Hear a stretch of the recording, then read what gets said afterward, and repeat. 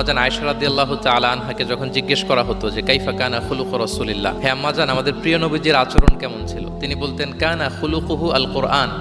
রাসূল সাল্লাল্লাহু আলাইহি ওয়াসাল্লামের আচরণ ছিল কোরআনের আচরণ, মানে পুরো কোরআনে থিওরিটিক্যালি যা বলা আছে আমাদের প্রিয় নবীজির জীবনে প্র্যাকটিক্যালি সেটা করে দেখানো আছে। তিনি যখন মদিনার রাস্তা দিয়ে হেঁটে যেতেন, as if a living Quran is walking on the street, মনে হতো একটা জীবন্ত কোরআন মদিনার রাস্তা দিয়ে হেঁটে হেঁটে যাচ্ছে। কানা খুলুকুহু আল কোরআন। তো উনি কিভাবে মানুষের সাথে আচরণ করতেন? উনি কি হুট করে রেগে যেতেন আমাদের মতো? কর্কশভাষী ছিলেন? বাজে আচরণ করতেন কারোর সাথে? ওনার ব্যবহার দিয়ে, বিহেভিয়ার দিয়ে কখনো কারো মনে কষ্ট দিয়েছেন এমনটি কি আমরা কখনো কেউ শুনেছি?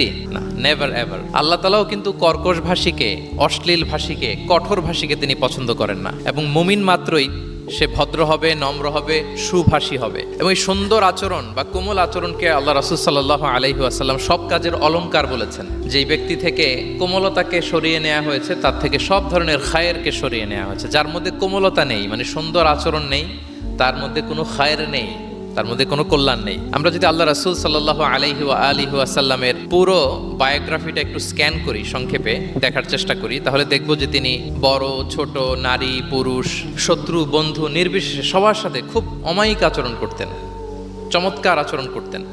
এবং রাসূল সাল্লাল্লাহু আলাইহি ওয়াসাল্লামের এই চমৎকার আচরণে মুগ্ধ হয়ে অনেক ঘোরতর শত্রু তার বন্ধুতে পরিণত হয়েছিল।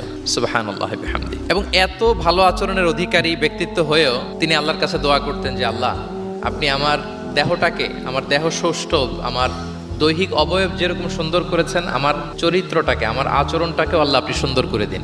এত সুন্দর আচরণের অধিকারী হওয়ার পরেও তিনি বলতেন আল্লাহুম্মা হাসসানতা খালকি ফাহাসসিন খুলুকি, মানে হে আল্লাহ, আপনি আমাকে দেখতে যেরকম সুন্দর বানিয়েছেন। আল্লাহ রাসূল সাল্লাল্লাহু আলাইহি ওয়াসাল্লামের চেয়েও দেখতে সুন্দর কোনো মহাপুরুষ কি পৃথিবীতে এসেছিল?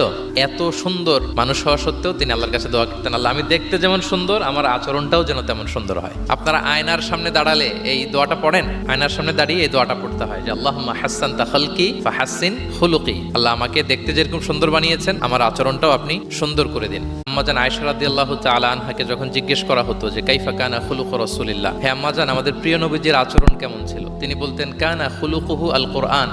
রাসূল সাল্লাল্লাহু আলাইহি ওয়াসাল্লামের আচরণ ছিল কোরআনের আচরণ, মানে পুরো কোরআনে থিওরিটিক্যালি যা বলা আছে আমাদের প্রিয় নবীজির জীবনে প্র্যাকটিক্যালি সেটা করে দেখানো আছে। তিনি যখন মদিনার রাস্তা দিয়ে হেঁটে যেতেন, as if a living Quran is walking on the street, মনে হতো একটা জীবন্ত কোরআন মদিনার রাস্তা দিয়ে হেঁটে হেঁটে যাচ্ছে।